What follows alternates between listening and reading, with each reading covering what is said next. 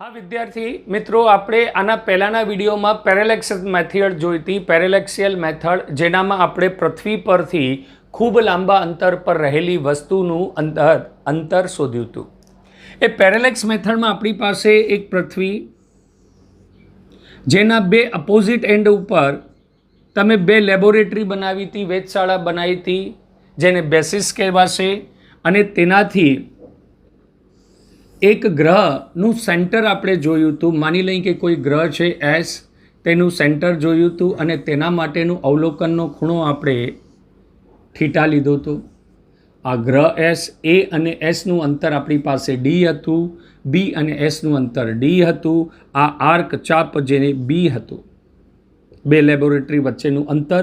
પછી આપણે સાબિત કર્યું હતું કે એ બી આર્ક લેન્થ અને કોર્ડ લેન્થ બંને સમાન થશે તે સમયમાં, કેમ કે એ એસ અંતર ખૂબ વધુ હશે. ત્યારે તમે theta is equals to b upon d, d એટલે પૃથ્વીથી ગ્રહનું અંતર હતું, જે આપણે ડી ઇઝ ઇક્વલ્સ ટુ મળ્યું હતું બી બાય થીટા. અહીંયા સારી રીતે તમને ખ્યાલ છે કે થીટા આપણી પાસે અવલોકન હંમેશા કેનામાં હોવું જોઈએ? રેડિયનમાં. ને આપણે ભણી ચૂકેલા છીએ કે 1 ડિગ્રી બરાબર પાય અપોન 180 રેડિયન થાય છે, જેનો ઉપયોગ આપણે ઉદાહરણ નંબર 1માં કરશું. આ જે મેથડ છે, આ મેથડથી પેરેલેક્સ મેથડ દ્વારા પૃથ્વી પર રહીને તમે પૃથ્વીથી ખૂબ લાંબા અંતર પર રહેલા ગ્રહ, ઉપગ્રહો જે પણ છે તેનું અંતર તમે માપી શકો. એકવાર જો તમારી પાસે ડી અંતર આવી જાય તો આ ડી અંતર એટલે પૃથ્વીની વેધશાળાથી કોઈ ગ્રહ અથવા ઉપગ્રહનું અંતર, ઉપગ્રહ એટલે ચંદ્રમાં તમે કાઢશો તો એ ગ્રહ નથી, ઉપગ્રહ છે, તેનું અંતર શોધ્યા બાદ આપણે તેનો વ્યાસ શોધવાનો છે. એ વ્યાસ માટે આપણે જે મેથડ ભણશું એ અતિ સૂક્ષ્મ મેથડ છે.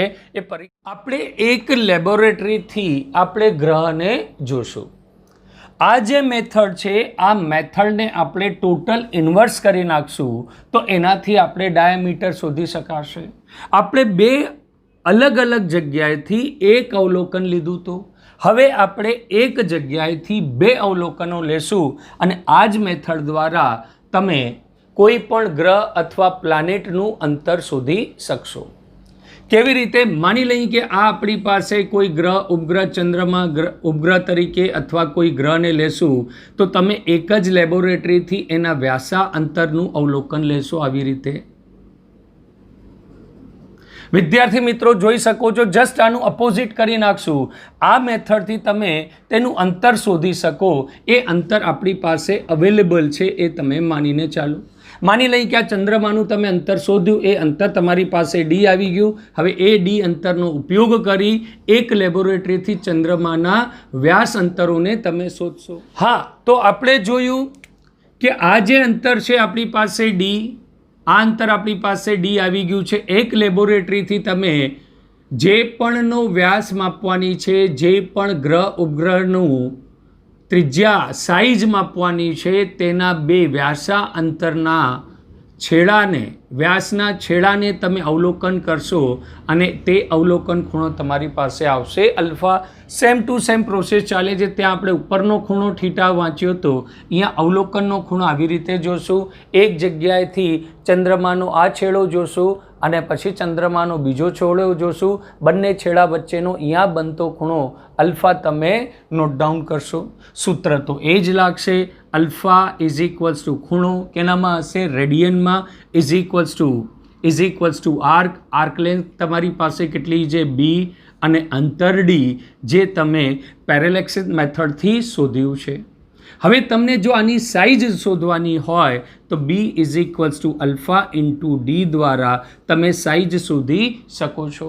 તો બેટા પેરેલેક્સિયલ મેથડથી તમે પૃથ્વી પરથી કોઈ લાંબા અંતર પર રહેલા ગ્રહને પણ જોઈ શકો છો અને પૃથ્વી પરથી કોઈ પણ ગ્રહનું વ્યાસ અથવા તે ગ્રહની તમે સાઇઝ પણ માપી શકો છો. હવે આપણે ઉદાહરણ નંબર 1, 2 અને 3 તરફ જશું.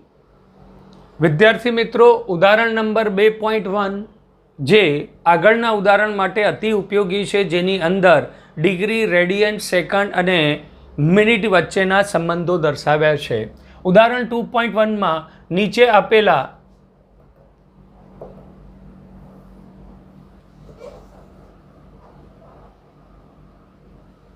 ઉદાહરણ 2.1 માં આપેલા ખૂણાના મૂલ્યોને માપક્રમમાં શોધો. એટલે 1 ડિગ્રીને તમને રેડિયનમાં શોધવાનું છે, 1 મિનિટને,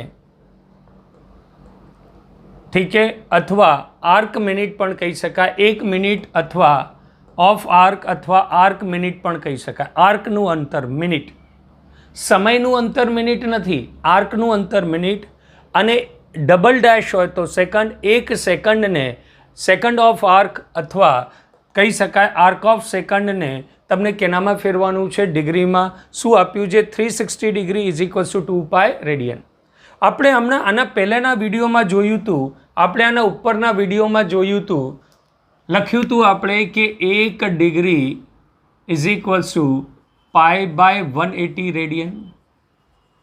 પણ અહીંયા તમે પ્રશ્નમાં જોયું હશે 360 ડિગ્રી બરાબર 2 પાય. તો એ બંને વસ્તુ એક જ છે. કેવી રીતે? કે 360 ડિગ્રી ઇઝ ઇક્વલ્સ ટુ 2 પાય. તમને ખબર છે એક આખું વર્તુળ ફરો તો 2 પાય થાય, 180 પ્લસ 180 2 પાય, 2 પાય રેડિયન. તો આની કેલ્ક્યુલેશન કરશું તો 1 ડિગ્રી બરાબર 2 પાય અપોન 360 રેડિયન થશે. કેન્સલ થઈ જશે એટલે એ જ આવી જશે 1 pi 1 degree is equals to pi upon 180 radian. બંને એક જ વસ્તુ કીધી છે. હવે પ્રશ્નમાં આપણે 1 ડિગ્રીને રેડિયનમાં ફેરવાનું છે. 1 degree is converted into radian. એટલે આમ તો પૂછ્યું છે કે 1 degree is equals to how much radian. તો આપણે જોઈ શકીએ, અહીંયા લખશું તારણો કે 1 degree is equals to pi by 180 radian. પાઈને તમે 3.14 અથવા 22/7 ગમે તે લઈ શકો. Pi upon 180 radian. આને કેલ્ક્યુલેશન કરશું તો જે વેલ્યુ આવશે એ 1 ડિગ્રી પાય બાય 180 રેડિયન એટલે આવી જશે 1.745 ઇન્ટુ 10⁻⁻4, 1.745 ઇન્ટુ 10⁻² રેડિયન. એટલે આપણી પાસે 1 degree is equals to pi upon 180 radian 1.745 into 10⁻² radian આવશે. જે કેલ્ક્યુલેટર દ્વારા આપ કરી શકશો. એ કેલ્ક્યુલેશન કરવાનો સમય આપણે અહીંયા નહીં બગાડીએ, એ જાતે કરવાનું રહેશે. હવે તમને 1 મિનિટ, પણ કઈ ઘડિયાળવાળી 1 મિનિટ નથી, 1 મિનિટ ઓફ આર્કવાળી 1 મિલિયન અથવા એને આર્ક મિનિટ કહેવાય. એ આર્ક મિનિટને આપણે કેનામાં ફેરવાનું છે?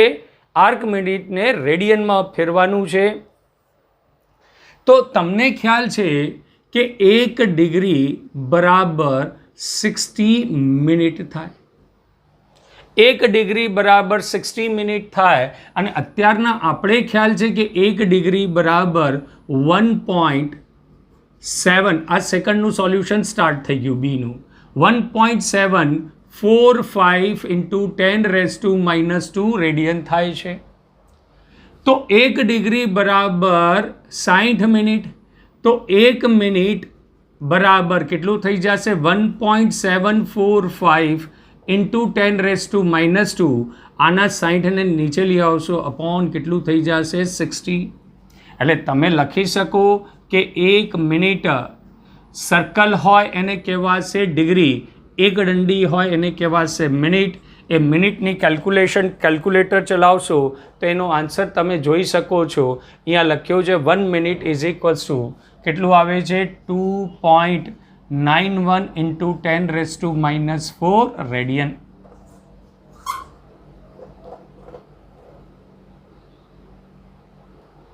One degree is equals to 2.91 into 10⁻⁴ radian. ત્રીજામાં તમને 1 સેકન્ડને તમને રેડિયનમાં ફેરવાની છે કે 1 સેકન્ડ મતલબ how much radian. Double degree એટલે સેકન્ડ થશે. ઓકે, તો તમને ખ્યાલ છે કે 1 મિનિટ આનું કેલ્ક્યુલેશન આપણે અહીંયા લખશું કે 1 મિનિટ તમારી પાસે હોય, 1 મિનિટ 1 મિનિટના રેડિયન તમારી પાસે કેટલા છે? 1 મિનિટના રેડિયન છે તમારી પાસે 2.91 into 10⁻⁻⁴. 1 મિનિટ બરાબર કેટલું થાય? 60 સેકન્ડ થાય. 1 મિનિટ, 1 ડિગ્રી બરાબર 60 મિનિટ, 1 મિનિટ બરાબર 60 સેકન્ડ. તો 1 મિનિટ બરાબર 60 second is equals two 2.91 into 10⁻⁴ radian થશે. 2.94 રેડિયન થશે. આ રેડિયન તો 1 સેકન્ડ બરાબર થઈ જશે 2.91 into 10⁻⁴ radian upon 60. Simple logic છે. ફરીથી આપણે સમજીએ કે 1 ડિગ્રી, પહેલાં તો 1 ડિગ્રી બરાબર પાઈ અપોન રેડિયન, તો આપણી પાસે 1 ડિગ્રીનો જવાબ આવી ગયો. એના પછી કર્યું કે 1 ડિગ્રી બરાબર 60 મિનિટ, તો 1 મિનિટ 1 ડિગ્રી બરાબર 60 મિનિટ, તો 60 મિનિટમાં કેટલા રેડિયન આવશે? જેટલા 1 ડિગ્રીમાં હોય. તો 60 મિનિટમાં આટલા રેડિયન થાય, તો 1 મિનિટમાં કેટલા થઈ જશે? અપોન 60 કરશું, આને કેલ્ક્યુલેટ કરશું એટલે આનો જવાબ આવી જશે કે 1 ડિગ્રી બરાબર 2.91 into 10⁻⁻⁴ રેડિયન. આ બે વેલ્યુ આપણે યાદ રાખવાની હશે, જે તમે અહીંયા અનુક્રમે ગોઠવશો. પછી 1 સેકન્ડ બરાબર હાઉ મચ રેડિયન સેકન્ડ માટે ડબલ દંડી, તો 1 મિનિટ બરાબર 60 સેકન્ડ. 1 મિનિટ માટે રેડિયન તમારી પાસે આવેલા છે, 1 મિનિટના આટલા રેડિયનો થાય. 1 મિનિટ બરાબર 60 સેકન્ડ, તો 60 સેકન્ડના આટલા રેડિયન, તો 1 સેકન્ડનું રેડિયન કેટલું થશે? જે આપણે નીચેથી ડાયરેક્ટ 60થી ડિવાઈડ કરીને આપણે આન્સર જોઈ શકશું.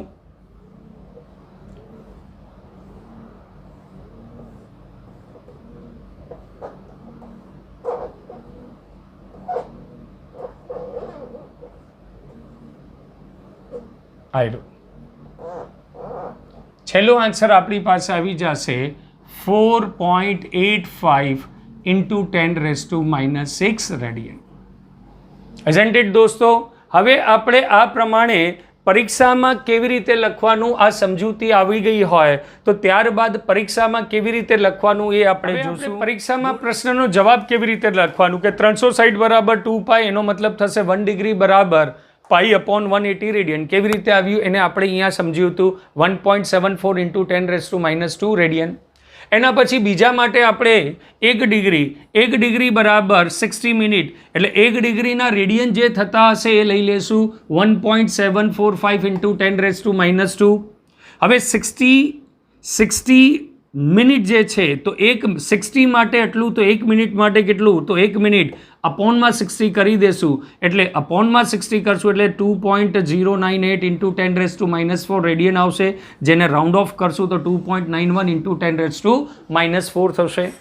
ત્યારબાદ આપણે શું કરવાનું છે? ત્રીજા નંબર ઉપર 1 સેકન્ડને ફેરવાનું છે. તો અત્યારના આપણી પાસે તારણ આવી ગયું છે કે 1 સેકન્ડ બરાબર 2.9 into 10⁻⁻⁴. તો 1 સેકન્ડને અહીંયા ઉતાર્યા કે 1 મિનિટ બરાબર 2.9 into 10⁻⁴ રેડિયન. તો હવે આપણે 1 મિનિટ બરાબર 60 સેકન્ડ અને 60 સેકન્ડના રેડિયન આવ્યા. તો 1 સેકન્ડ માટે કેટલું થઈ જશે? અપોન આના અપોનમાં તમે શું કરી નાખશો? 60, જે આપણે કેલ્ક્યુલેશનમાં તમને સમજાવ્યું. તો 1 સેકન્ડ બરાબર આના ભાગ્યા 60 કરશો તો જવાબ આવશે 4.847 into 10⁻⁴ રેડિયન. આને રાઉન્ડ ઓફ કરશું તો 4.85. 4 જે છે, 4 પછી 7 મોટો છે, જેની આગળ થિયોરી છે. 4.84ની જગ્યાએ 85 into 8.45 into 10⁻⁶ રેડિયન આવશે. હવે આપણે નેક્સ્ટ પ્રશ્ન ઉદાહરણ નંબર 2 તરફ જશું. ઉદાહરણ નંબર 2.2 પ્રશ્ન એટલો મોટો છે કે આ પ્રશ્ન પરીક્ષામાં આવવાની સંભાવના અતિ ઓછી હોય. પ્રશ્ન સમજવા જશું, એ પ્રશ્નમાં ડાયગ્રામમાં જ તમને સમજાવશું. અને આ કાયદેથી, ભલે અત્યારના પ્રશ્ન તમને 11મા ધોરણનો લાગે, પણ કાયદેથી આ પ્રશ્ન જે છે 10મા ધોરણનો ઊંચાઈ અને અંતરના જે પ્રશ્નો હતા ટ્રિગ્નોમેટ્રીમાં, જેના જેવો છે. તો આપણે આના સીધા ડાયગ્રામના સોલ્યુશન ઉપર પ્રશ્ન શું કહેવા માંગે છે એ. હવે માની લો કે હું અત્યારના એ પર ઊભો છું, અત્યારના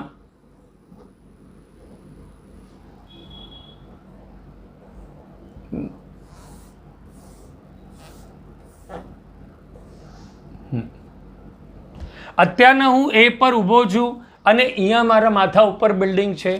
હવે એ બિલ્ડિંગને મારે જોવાની છે, એની હાઇટ કેટલી છે. બિલ્ડિંગ ઉપર ચડવું નથી. હું એ પર જે પ્રશ્નમાં લખ્યું છે, પ્રશ્ન સમજાવું છું, પોઈન્ટ ટુ પોઈન્ટ વાંચીને નહીં સમજાવતો. તમે વાંચશો પ્રશ્ન તો એનું એક્સપ્લેનેશન ચાલી રહ્યું છે.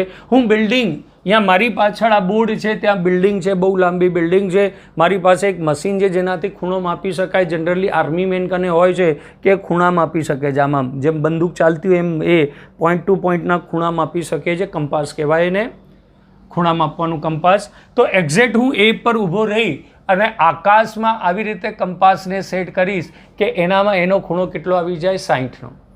કોઈક વસ્તુ જોઈશ આકાશને, એ ખૂણો કેટલો આવી જાય, મારો એક્ઝેક્ટ ખૂણો 0 આવી જાય. તે પ્રમાણે બિંદુ એ થી ઉપર રહેલી વસ્તુને હું જોઈશ. ત્યારબાદ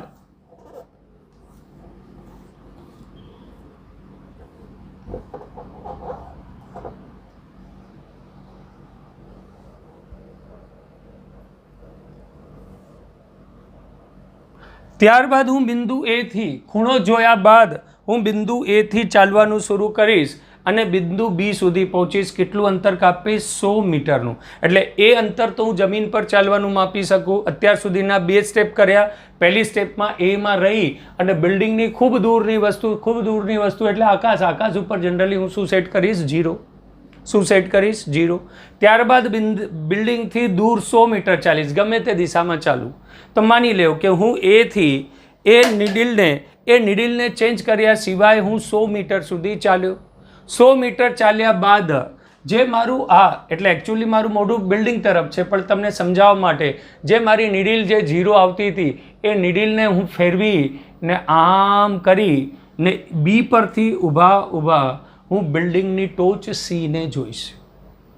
આમ શૂન્ય હતું, આમ કરીને જોઈશ. એટલે મારી પાસે આ જે મારું કંપાસ જે છે એ આમ મુમેન્ટ લેશે. આ જે હતું એ જ અહીંયા આવશે, સમાંતર થશે, કેમ કે આ આકાશમાં શૂન્ય ઉપર સેટ છે. હવે હું આમ બિલ્ડિંગને આમ નીચે જોઈ અને આ પ્રમાણે બિલ્ડિંગને જોઈશ. એ બિલ્ડિંગનો ખૂણો મારી પાસે કેટલો આવશે? થીટા. આ બંને સમાંતર છે તો આ ખૂણો થીટા હશે તો આ ઝેડ બને છે. એકાંતર કોણ બને છે તો આ થીટા છે. તો આ ખૂણો પણ તમને શું મળશે? થીટા. ત્યાં શૂન્ય લખ્યો છે પણ કદાચ દેખાતું નહીં હોય. થીટા અને થીટાની છે. તો આ થીટા આવી ગયું તો તમે સિમ્પલ ટ્રિગ્નોમેટ્રી લગાવી છે. આ તમારું બિંદુ એ, આ બી, 100 મીટર કાયદેથી તમારી પાસે શું થઈ ગયું? બે ટ્રેંગલનું આધાર AC. આ થીટા ખૂણો તમારી પાસે આવી ગયો, જે કાયદેથી ઊંચાઈ થઈ ગઈ તમારી ઊંચાઈ, હાઇટ h, જેને ઇંગ્લિશમાં તમે કહેશો પરપેન્ડિક્યુલર. હવે 10મા ધોરણનું tan થીટાનું સૂત્ર લગાવશો. tan theta is equals to perpendicular by base. તમે ગુજરાતીમાં કંઈક બીજું કહેતા હશો, પરપેન્ડિક્યુલર બાય બેઝ. ઠીક છે. તો થીટાનું નહીં, આ થીટાનું સામેવાળું શું થઈ જશે? પરપેન્ડિક્યુલર. આમ બેઝ છે પણ આ થીટા લીધો તો શું થશે? પરપેન્ડિક્યુલર. અને આ થીટાનું સામેવાળું શું થઈ જશે? બેઝ. થીટા આ લીધો, જો આ થીટા લ્યો તો આ બેઝ થશે ને આ પરપેન્ડિક્યુલર થશે. પણ આ થીટા લીધો તો થીટાના સામેવાળો શું કહેવાય? પરપેન્ડિક્યુલર લંબ. અને આ થઈ જશે બેઝ. પરપેન્ડિક્યુલર આપણી પાસે શું છે? થીટાનું પરપેન્ડિક્યુલર કયું છે આપણી પાસે? AB, AC અને AB. આ થીટા, તો થીટાનું સામેવાળું પરપેન્ડિક્યુલર, તો એ પરપેન્ડિક્યુલર કેટલું છે? AB. પરપેન્ડિક્યુલર AB અને બેઝ કેટલું થઈ જશે? AC.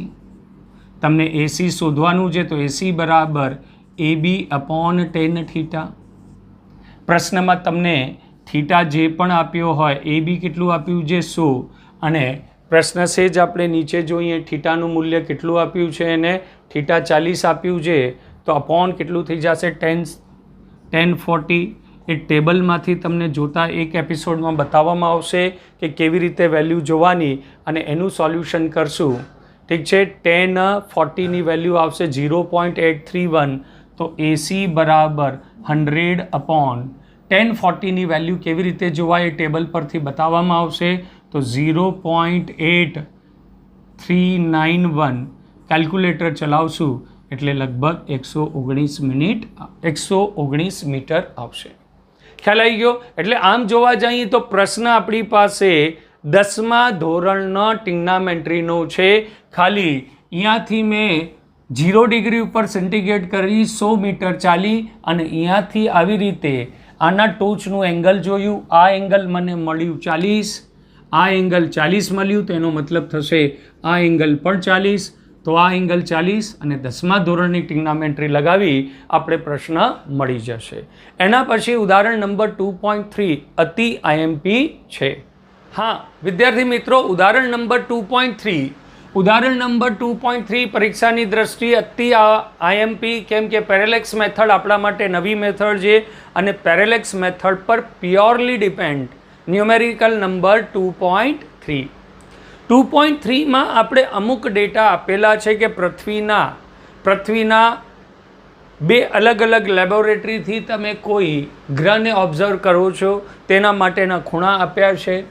પૃથ્વીના બે વ્યાસાંતે એટલે પૃથ્વીના બે છેડા પર બિંદુ A અને B થી એક સાથે ચંદ્રનું અવલોકન, કોઈ ગ્રહ અથવા ઉપગ્રહ ગમે એનું અવલોકન કરો. એટલે આ પ્રયોગ દ્વારા આપણે પૃથ્વીથી ચંદ્રનું અંતર ચંદા મામાનું એટલે મામાનું ઘર કેટલું દૂર છે એ આપણે કેલ્ક્યુલેશન કરશું. ચંદ્રનું અવલોકન કરતા બે અવલોકનોની દિશામાં A અને B, ચંદ્ર પાસે θ 1 ડિગ્રી 54 મિનિટ જેટલો ખૂણો આતરે છે. એટલે A થી અને B થી તમે મામાનું ઘર જોશો, ચંદ્રમાને જોશો, તો આ જે ખૂણો બનશે એ ખૂણો કેટલો છે? 1 ડિગ્રી 54 મિનિટ આંતરે છે. જો પૃથ્વીનું વ્યાસ 1.27 એટલે બે લેબોરેટરી વચ્ચેનું અંતર 1.276 × 10⁷ મીટર હોય તો ચંદ્ર અને પૃથ્વી વચ્ચેનું અંતર ઇન શોર્ટ મામાના ઘરનું અંતર શોધવાનું છે. તો ઉદાહરણ નંબર 3માં મામાના ઘરનું અંતર આપણે શોધવાનું છે. તો આપણે આનામાં સોલ્યુશનમાં આકૃતિ નથી આપી, પણ આપણે સમજૂતી માટે આકૃતિ બનાવશું કે આપણા માટે બે બિંદુ, એક લેબોરેટરી A, એક લેબોરેટરી B વ્યાસાંતરે, અને આ જે અંતર થશે આ અંતર આપણા માટે જે થાય તે અંતરને તમે D કહો છો. અને ડીનું મૂલ્ય તમને આપ્યું છે 1.276 × 10⁷ મીટર. ત્યાંથી તમે ચંદ્રમાને જુઓ છો, તો અહીંયા મામાના ઘરનો ખૂણો જેને પેરેલેક્સ ખૂણો કહેવાશે એને થીટાથી દર્શાવવામાં આવશે. થીટા તમને આપ્યું છે 1 ડિગ્રી 54 મિનિટ. આ બે ડેટા આપ્યા છે, એનાથી આપણે અંતર D શોધવાનું છે. તો સૌથી પહેલાં જે પ્રશ્ન બને છે આપણા માટે જે પ્રશ્ન બને છે એ θ = 1 ડિગ્રી 54 મિનિટ. હવે 1 ડિગ્રી 54 મિનિટને કાં તો ડિગ્રીમાં રાખો અને કાં એને મિનિટમાં ફેરવો. તો આપણે ખ્યાલ છે, આ કેલ્ક્યુલેશન વર્ક છે, આપણે ખ્યાલ છે કે 1 ડિગ્રી બરાબર 60 મિનિટ થાય. 1 ડિગ્રી બરાબર 60 મિનિટ થાય અને આ 54 મિનિટ તો આપેલી છે.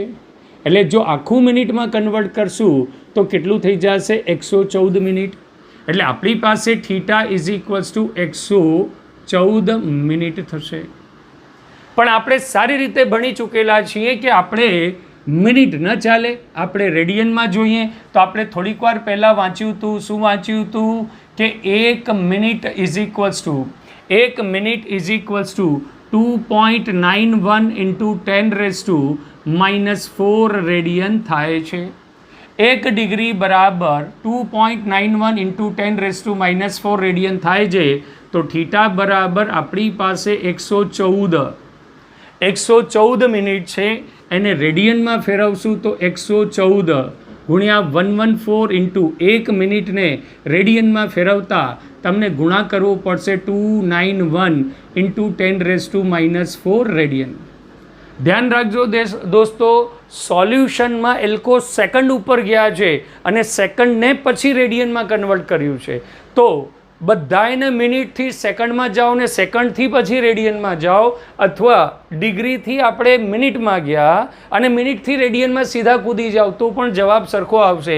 એટલે આપણી કેલ્ક્યુલેશન અલગ ચાલશે, એની કેલ્ક્યુલેશન ચોપડીની સોલ્યુશન જે હમણાં આપણે જોશું એનામાં સેકન્ડમાંથી રેડિયનમાં ગયા છે અને આપણે ડિગ્રીથી મિનિટમાં ગયા અને મિનિટથી સીધા રેડિયનમાં ઘૂસી ગયા. ડાયરેક્ટ કન્વર્ઝેશન એક જ વસ્તુ છે. અલ્યા મિલીમીટરથી સેન્ટીમીટર ને સેન્ટીમીટરથી મીટરમાં જાઓ અથવા મિલીમીટરથી સીધા મીટરમાં કૂદી જાઓ, જવાબ તો એક જ આવવાનો છે. તો આ પ્રમાણે તમારી પાસે જવાબ આવશે. તો આપણી પાસે સૂત્ર શું હતું? સૂત્ર હતું અંતર ડી. આ જે અંતર છે ડીનું સૂત્ર શું હતું? બી અપોન થીટા. ડી બરાબર બી. બી એટલે વ્યાસાંતર આપણે આપ્યું છે, કેટલું આપ્યું છે? 1.276 into 1.276 into 10⁻7 metre upon theta. રેડિયનમાં કેટલો છે? 114 ઇન્ટુ 2.91 ઇન્ટુ 10⁻⁻4. અને આને કેલ્ક્યુલેશન કરશું. જે કેલ્ક્યુલેટર ચલાવ્યા બાદ તમારો જવાબ આવશે એ આપણા ચોપડીના જવાબથી એક્યુરેટ મેચ થશે.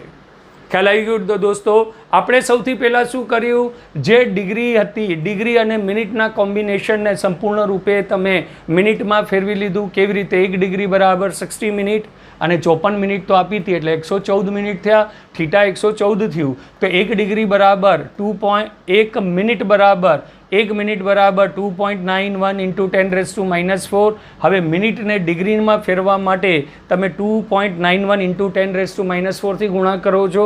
જે ઉદાહરણ નંબર 1માં આપણે સાબિત કર્યું હતું એનાથી ગુણા કરશો એટલે તમારી પાસે થીટા આવી જશે. ગુણા કોઈ દાડો અહીંયા નહીં કરવાના, ફાઇનલ કેલ્ક્યુલેશનમાં કરવાના, જેથી ઘણી બધી કેલ્ક્યુલેશન ઇઝી બની જાય છે. D is equals to B by theta. B એટલે બે લેબોરેટરી વચ્ચેનું અંતર જે પ્રશ્નમાં આપણે આપેલું હતું. હવે આપણે ચોપડીમાં લખેલું સોલ્યુશનને સમજશું જે આના જેવું જ છે, પણ તેમાં સેકન્ડથી રેડિયનમાં ગયા છીએ અને આપણે મિનિટથી ડાયરેક્ટ રેડિયનમાં કૂદ્યા છીએ. એ બંને તફાવત છે. તમને જે પણ ઇઝી લાગે તે મેથડ વાપરી શકો છો. જો બુકના સોલ્યુશનમાં આપણે થીટા 1 ડિગ્રી 54 મિનિટ, તો 1 ડિગ્રી એટલે 60, 1 ડિગ્રી એટલે 60 વત્તા 54. 1 ડિગ્રીને તમે કન્વર્ટ કરશો, કેનામાં કરશો? 60માં. અને 54 તો તમને આપેલા છે પ્લસ 54 એટલે કેટલા થઈ જશે? 114 મિનિટ. હવે 114 મિનિટ 114 ગુણ્યા 60 એન્ડિકોએ સેકન્ડમાં કન્વર્ટ કરીને સેકન્ડની વેલ્યુથી ગુણા કર્યો છે અને આપણે તમને ખ્યાલ હોય તો 114 મિનિટને રેડિયનમાં કન્વર્ટ કર્યા હતા. બંનેમાં આટલો ફરક છે, બાજી કોઈ ફરક નથી. અહીંયા એ કોઈ મેન્શન કર્યું છે કે 1 સેકન્ડ બરાબર 4.85 ઇન્ટુ 10⁻⁻6 રેડિયન. તો એને સેકન્ડમાં, મિનિટને સેકન્ડમાં કન્વર્ટ કરી દે ને સેકન્ડને રેડિયનમાં. એ લોકોએ મહેનત હમાલી ગધા મજૂરી વધારે કરી છે. આપણે સીધું આનું ગુણા કરીને થીટા લાવ્યા હતા. એ બી જે આપણે પ્રશ્નમાં આપ્યું છે 1.276 ઇન્ટુ 10⁻7 મીટર. આપણે ચંદ્ર એટલે મામા અને પૃથ્વી વચ્ચેનું મામાના ઘરનું અંતર આપણા પાસે સૂત્ર ડી બરાબર બી બાય થી. બી આપણે આપેલું છે અને થીટા તમે કેલ્ક્યુલેટ કરી, થીટા અહીંયા તમે ગુણા ભાગ કરીને કેલ્ક્યુલેટ કર્યું છે 3.32 ઇન્ટુ 10⁻2 ભાગાકાર કરીને તમે જવાબ લાવી ગયા. તો મામાના ઘર વચ્ચેનું અંતર 3.84 ઇન્ટુ 10⁸ મીટર થાય છે. ઓકે દોસ્તો, હવે આપણે નેક્સ્ટ ઉદાહરણ તરફ જઈશું. હવે આપણે ઉદાહરણ નંબર 2.4 એ આપણે જે પેરેલેક્સ મેથડ હતી એના મદદ દ્વારા લાંબા અંતર પર રહેલા ઉપગ્રહોનું આપણે વ્યાસ માપ્યો તો તેના પર આધારિત છે. સૂર્યનો કોણીય વ્યાસ 1920 સેકન્ડ છે. વ્યાસ 1920 સેકન્ડ. વ્યાસ એ 1920 સેકન્ડ એટલે ઘડિયાળની 1920 નહીં, આર્કની 1920 સેકન્ડ છે. સૂર્ય અને પૃથ્વી વચ્ચેનું અંતર ડી બરાબર તમને આપ્યું છે 1.49. અહીંયા લખી લઈએ. D is equals to 1.496 into 10⁻11 metre છે. તો સૂર્યનો વ્યાસ કેટલો હશે? સૂર્યનો વ્યાસ એટલે બી આપણે શોધવાનું છે. એટલે દોસ્તો આપણે એક મેથડ જોઈ હતી. મેથડમાં તમે બિંદુ એ પરથી સૂર્યનું અવલોકન કરો છો. સૂર્યનું તમે અવલોકન કરો છો આવી રીતે. પેરેલેક્સ મેથડથી પૃથ્વીથી સૂર્યનું અંતર તમે ડી શોધી લીધું છે, એ તમને આપ્યું છે 1.496 ઇન્ટુ 10⁻11 મીટર. તમને સૂર્યનો વ્યાસ એટલે બી શોધવાનું છે, અને આ જે ખૂણો હોય અલ્ફા, એ અલ્ફા તમને આપ્યો છે 1920 સેકન્ડ. તો આપણે જે સૂત્ર ભણ્યું હતું એ સૂત્ર પ્રમાણે અલ્ફા ઇઝ ઇક્વલ્સ ટુ શું થશે? B upon d. તો બી બરાબર કેટલું થશે? Alpha into D. ડી તમને તો આપેલું છે, પૃથ્વી અને સૂર્ય વચ્ચેનું અંતર આપ્યું છે, અલ્ફા તમારી પાસે આપ્યું છે, કેટલું આપ્યું છે? 1920. હવે 1920 સેકન્ડ નહીં ચાલે, એને મિનિટમાં કન્વર્ટ કરવું પડશે. તો alpha is equals to 1920 minute, sorry 1920 second. સેકન્ડને મિનિટમાં ફેરવા માટે 1920 જે છે સેકન્ડને તમે 4.85 ઇન્ટુ 10⁻⁻6 થી ગુણા કરશો. કેમ કે તમને ખ્યાલ હોવું જોઈએ કે 1 સેકન્ડ બરાબર 4.85 ઇન્ટુ 10⁻⁻6 રેડિયન થાય છે. તો 1920 સેકન્ડ બરાબર કેટલા રેડિયન થશે? આ બેનો તમે ગુણાકાર કરી નાખશો એટલે તમારી પાસે જવાબ આવી જશે. લગભગ કેલ્ક્યુલેટ કરશો તો ગુણાભાગ કર્યા બાદ 9.31 ઇન્ટુ 10⁻³ રેડિયન આવશે. ગુણા કરશો, ચેક કરી લેજો. તો બી બરાબર તમારી પાસે થઈ જશે અલ્ફા ઇન્ટુ ડી. અલ્ફાની વેલ્યુ છે તમારી પાસે 9.31 ઇન્ટુ 10⁻³ અલ્ફા 9.31 ઇન્ટુ 10⁻³ ડી એટલે તમારી પાસે આપેલું અંતર 1.496 ઇન્ટુ 10⁻11. એ પ્રમાણે કેલ્ક્યુલેટરથી તમે મીટર શોધી શકો છો. દોસ્તો, સોલ્યુશનમાં તમને ડાયગ્રામ નથી આપ્યો, જેથી ડાયગ્રામ ઉપર વિશેષ ફોકસ કરજો કે ડાયગ્રામ સમજ્યા બાદ દરેક વેલ્યુને સબસ્ટિટ્યુશન કરવાનું તમારા માટે ઇઝી બને છે. હવે આપણે ચોપડીમાં જે સોલ્યુશન આપ્યું છે, જે લગભગ આનું સમાન જ છે, તે આપણે ચોપડીના સોલ્યુશનમાં સૂર્યનો કોણીય વ્યાસ, એટલે તમે જે ખૂણો લીધો તો એને કોણીય વ્યાસ પણ કહેવાય. કેટલો આપ્યો છે? 1920 સેકન્ડ. 1920 સેકન્ડને રેડિયનમાં કન્વર્ટ કરશું, સેકન્ડને રેડિયનમાં તો 4.85 ઇન્ટુ 10⁻⁻6 રેડિયન. એનો ગુણાભાગ કરશું તો 9.31 ઇન્ટુ 10⁻³ રેડિયન આવશે. સૂર્યનો વ્યાસ ડી બરાબર અલ્ફા ઇન્ટુ ડી. ખ્યાલ છે ને? સૂત્ર આપણે ઓરિજિનલ સૂત્ર શું છે? ડી બરાબર ડી બાય ડી. તો એનાથી સૂત્ર આપણે બનાવ્યું હતું D is equals to alpha into D. તો D is equals to alpha into D. અલ્ફાની વેલ્યુ તમારી પાસે છે 9.31 ઇન્ટુ 10⁻³ ઇન્ટુ અંતર તમને આપ્યું છે 1.496 ઇન્ટુ 10⁻11. કેલ્ક્યુલેટર ચલાવશો 1.39 ઇન્ટુ 10⁻9 મીટર. તમે કીધું મીટર, કિલોમીટરમાં ફેરવી નાખો તો 3 0 હટાવી દો તો એટલા 1000 કિલોમીટર સૂર્યનું પૃથ્વીથી અંતર થશે. સૂર્ય પર જવા સિવાય તમે અંતર અથવા એનો વ્યાસ માપી શકો છો. તો 1.39 ઇન્ટુ 10⁻9 મીટર એ એનો વ્યાસ થઈ જશે. અંતર તમે જે માપ્યું હતું, જે આપણે આપ્યું હતું, તે અંતર આપણે પેરેલેક્સ મેથડથી માપ્યું. અંતર માપવા માટે પણ સૂર્ય સુધી નથી ગયા અને સૂર્યનો વ્યાસ માપવા માટે પણ સૂર્ય સુધી નથી ગયા. મેથ્સ અને જ્યોમેટ્રી અને સાયન્સના ઉપયોગથી મોટા કેલ્ક્યુલેશન લેબોરેટરીમાં કરી શકાય છે. આ 3 ઉદાહરણોથી સાબિત થાય છે.